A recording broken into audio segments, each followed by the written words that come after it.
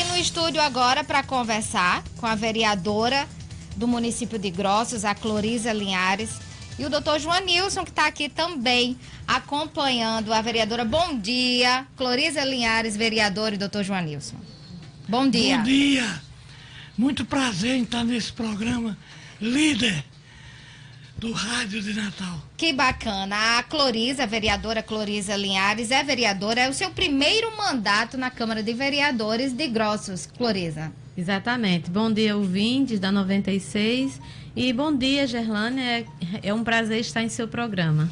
É o primeiro mandato e a senhora já é pré-candidata a governadora do Rio Grande do Norte. Um desafio. Verdadeiramente um desafio.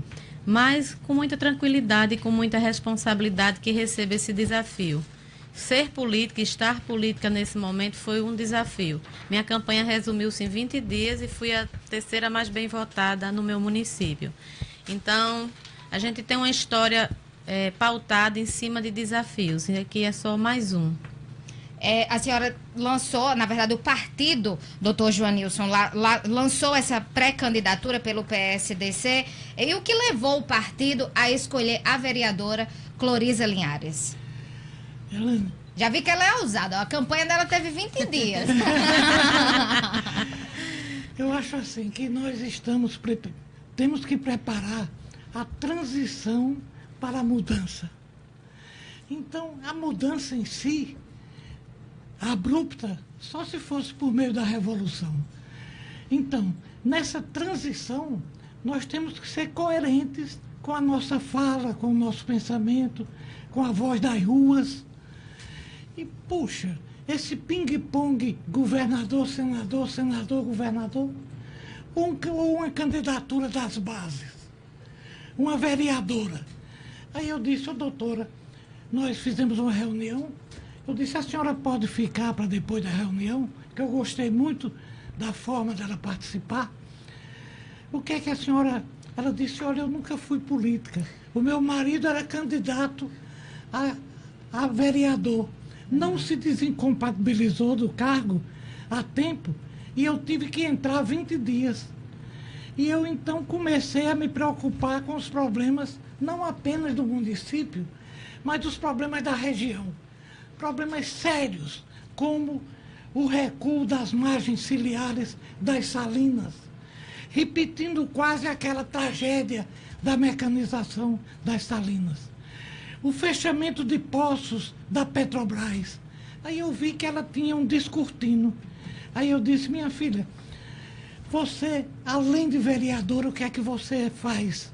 Ela disse, eu sou advogada, sou contadora, administro 3 empresas minhas, sou mãe vitoriosa de um filho excepcional, que eu resgatei da excepcionalidade, indo durante 20 e tantos anos a São Paulo.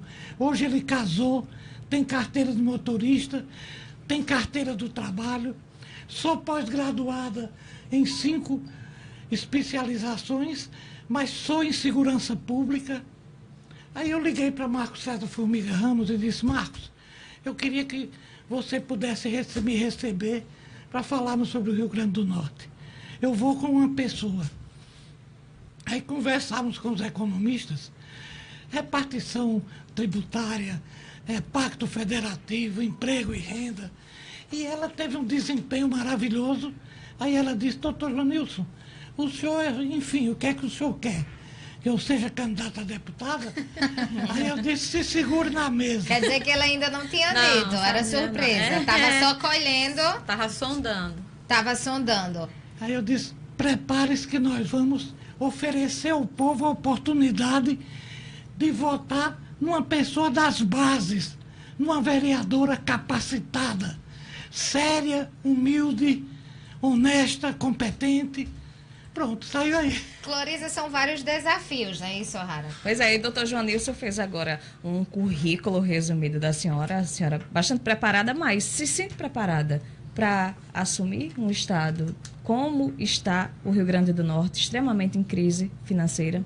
Sim, sinto super preparada. Por quê?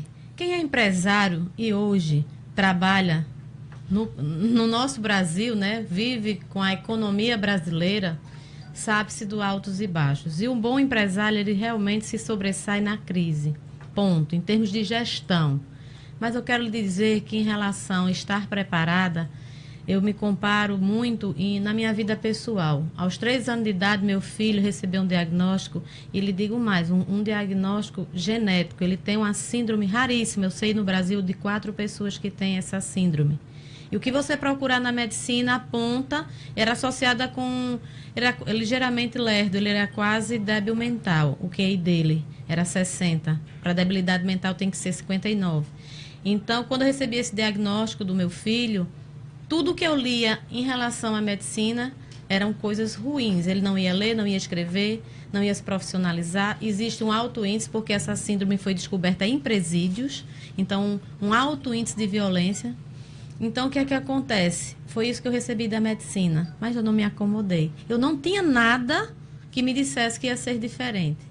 Mas aí eu fui garimpar e ver as tecnologias, as metodologias que poderiam ser aplicadas. Deixei de trabalhar para passar a conviver com ele. E, pasmem, hoje, meu filho esteve em São Paulo em maio, com a equipe do Sírio-Libanês, que acompanha a equipe, que acompanha ele em São Paulo. E eles me pediram autorização para escrever sobre o meu filho. Mas por que escrever sobre o seu filho? Porque ele terminou o 2º grau, faz curso profissionalizante, casou, trabalha, dirige. Então, ele leva uma vida basicamente normal. O QI dele é 90. O QI hoje dele é 90. E é uma síndrome genética. Então, ou seja, a genética não mudou.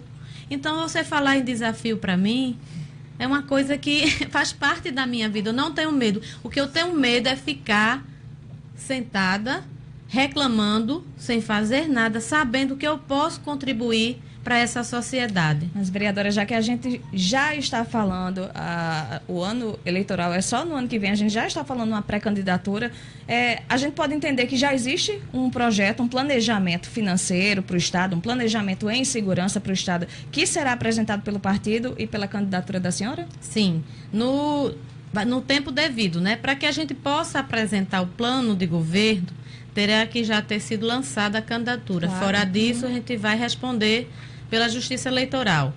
Tem alguns nortes que eu posso dizer em linhas gerais. A psicomotricidade relacional, que é uma metodologia francesa, está no Brasil há 30 anos. E aí, como parlamentar, eu já estou trabalhando com isso, porque eu vi os resultados dentro da minha casa, na minha própria vida.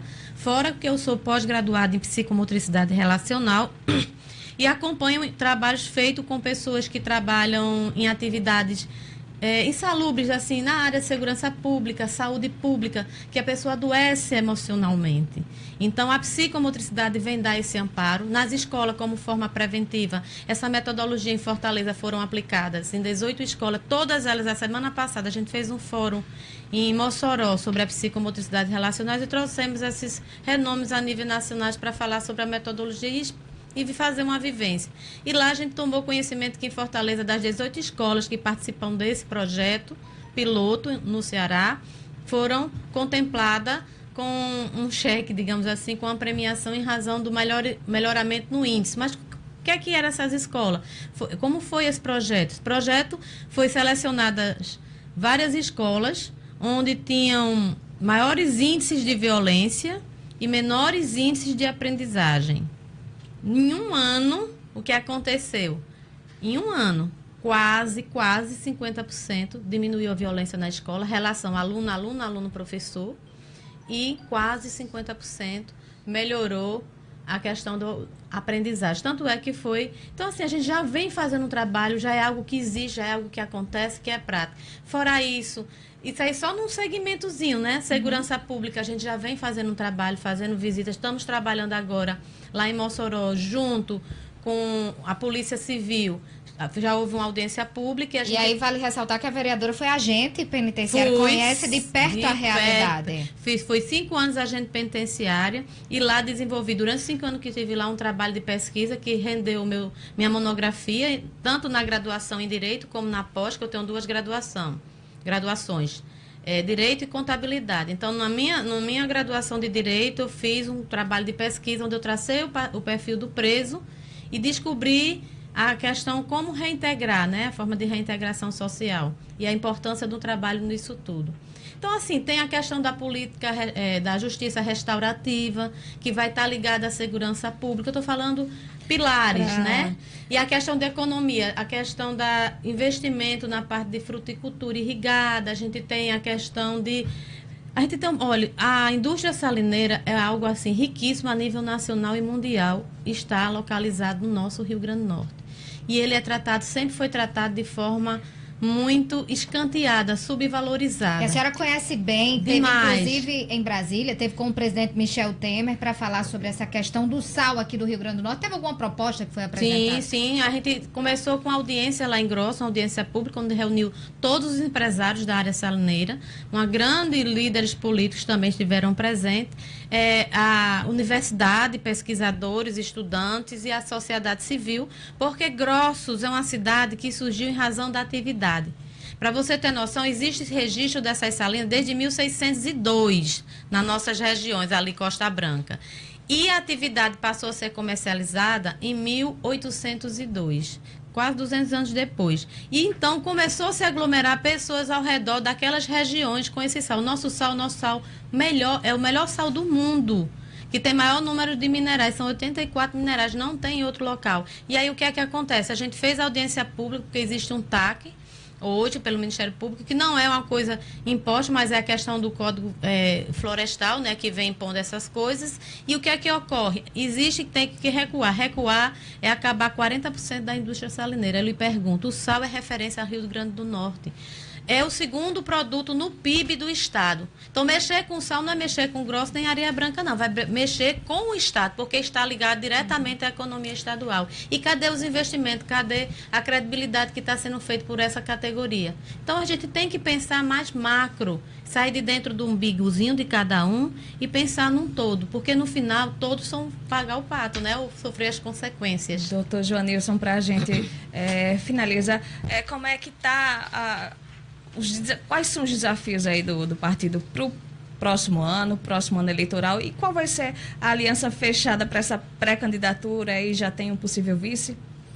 Olha, nós temos duas chapas majoritárias, pré-chapas, né?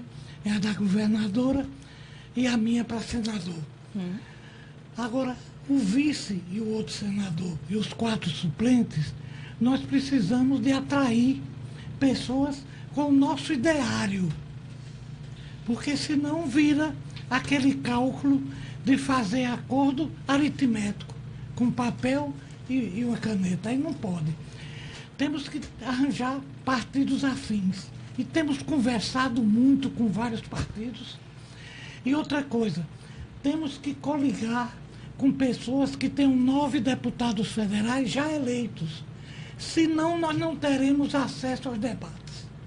E nós que não temos ligações de compra com eleitor nem com prefeito nenhum, nós temos que nos conectar com pessoas que tenham ideais públicos, que formulem políticas públicas, que estejam ligados, como nós estamos, à consciência de que ou nós elegemos um congresso exclusivo, excepcional, para tratar da atualização da Constituição e da reforma política, ou então essa reforma que está aí é feita em causa própria, é feita para continuar as mesmas pessoas. Doutor Joanilson, só para completar a pergunta que o O'Hara fez, eu acho que até o senhor já respondeu, vale salientar, é preciso salientar que a vereadora Clorisa Linhares está sendo candidata por um partido considerado pequeno. Isso.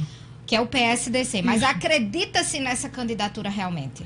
Olha, isso é uma questão de fé e uma questão de honra. Porque não teria sentido nós participarmos pelos métodos antigos, pelos conchavos antigos. A voz das ruas pede o que eu sempre falei, mas não tinha sido enxergado ainda. E eu tive, graças a Deus, todas as vezes eu lutei com o meu partido, o partido querendo impor que eu lançasse um candidato a governador. Mas eu não tinha. E agora chegou a vez. Agora chegou, eu identifiquei. Olha aí, que coisa boa. Muito obrigada, doutor Joanilson. Vereadora Cloriza Linhares, parabéns pela coragem, pelos desafios que a senhora sempre enfrentou. Sua história é muito bonita com o seu filho. Parabéns, muito obrigada pela entrevista. Obrigada, Cloriza. Obrigada, doutor Joanilson. Sempre muito bom conversar com o senhor. Obrigado. Bom dia para todos. O Jornal 96 fica por aqui. A todos um bom dia e a gente volta amanhã, se Deus quiser. Tchau, tchau.